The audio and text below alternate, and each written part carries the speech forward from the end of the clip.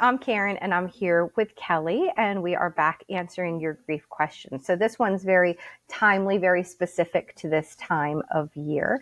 We are officially in May and with Mother's Day approaching. And some people may not be aware, but there's actually something called Bereaved Mother's Day that is the weekend, the Sunday before.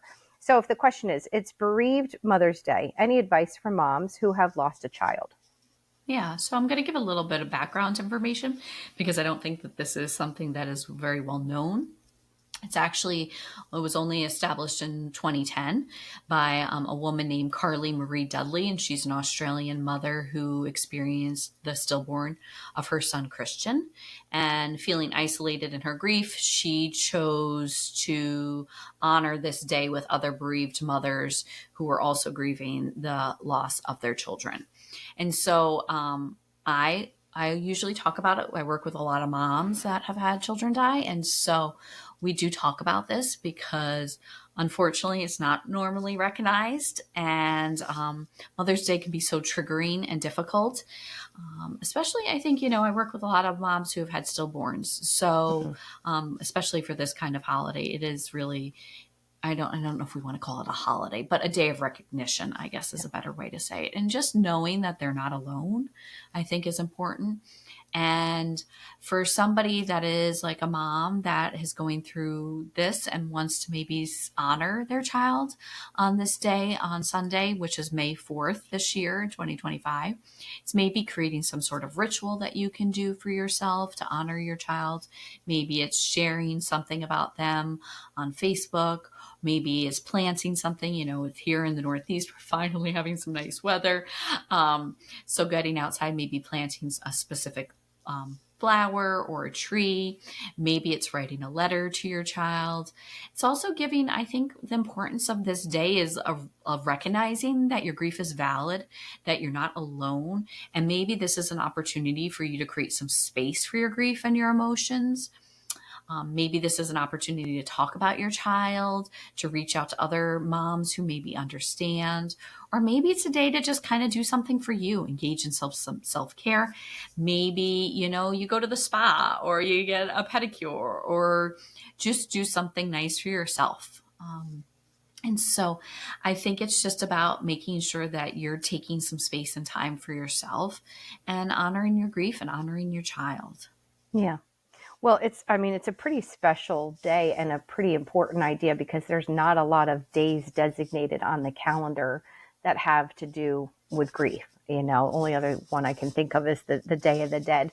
But this is very specific, of course, to parent loss. And, frankly, I think anybody who has lost a child is going to be having very specific struggles and probably finding peers. It can be very difficult, other people that have gone through it. And I think that that's important in all loss, but I think especially with this type of loss, finding other parents who have lost a child, other mothers, is going to be really important. And I think what makes this day special maybe is just the idea that it's a recognition and perhaps an opportunity or even an excuse to give yourself permission to take care of yourself. We talk about that all the time. And I think it's something that becomes harder and harder to do. I think in the beginning, it can be sort of easier almost because we feel like we have no choice. We just can't function. There's things we just feel like we can't do. But with the passage of time, if there's things that we are able to do more of, you don't really identify yourself as a grieving person as much. And I try to remind people that while we may not want that to become part of our identity, that remembering that you are and will always be a grieving person in some way, meaning if there's a time that you're feeling tired and I was talking to somebody about this yesterday, how often we all be like, I don't know why I'm so tired, and it's like, don't question it. You're tired. Take a nap, rest, cancel the plan that you had or the thing that you don't feel up to. Like that's what permission is. And again, a day like this maybe is an opportunity and a reminder that you need those things and continue to need them. And you're also always going to be a mother. Yeah. Somebody said to me earlier today, she had a stillborn, and she said last Mother's Day she struggled because she was pregnant at that time and she was getting cards and like Happy Mother's Day. And she's like, I wasn't a mother yet. And I said, well, I think think you're a mother from the time of conception. So I disagree with you. So I do think you deserve those cards. Hmm.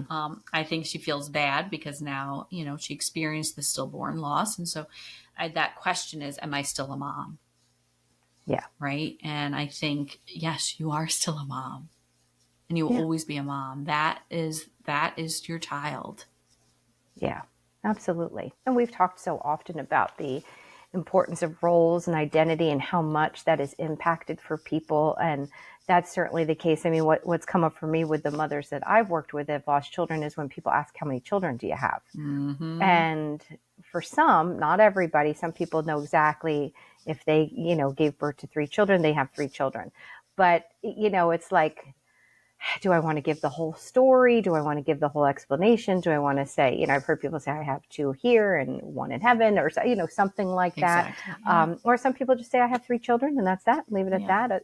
Yeah. It's so hard to say, but it just goes to show what grieving people are constantly being faced with. Like what seems like such a simple question becomes this minefield, of things to be dealing with, which speaks to the exhausting nature of it, the reason why you can continue to feel really run down and exhausted, even with the passage of time.